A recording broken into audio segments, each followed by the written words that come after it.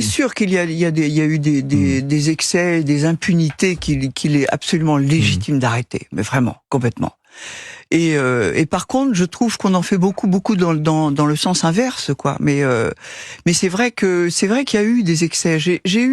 Alors, c'est vrai que je suis un cas un peu spécial.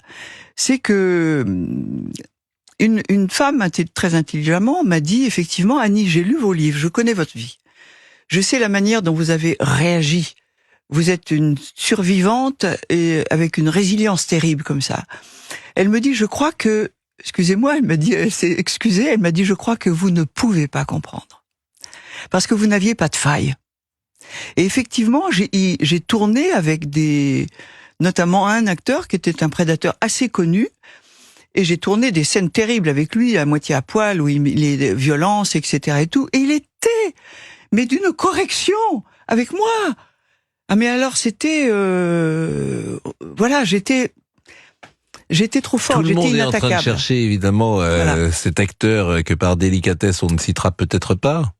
Si, je peux le dire, parce que il se trouve que, tu sais, que j'ai été photographe aussi, que j'ai fait des expos photos, et que j'avais un magnifique portrait de Klaus Kinski. Ah, c'était Klaus Kinski. Klaus.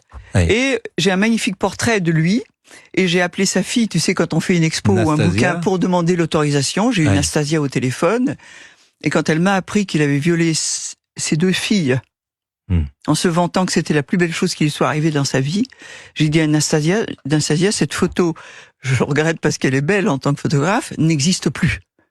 Personne ne la verra. Personne ne la verra.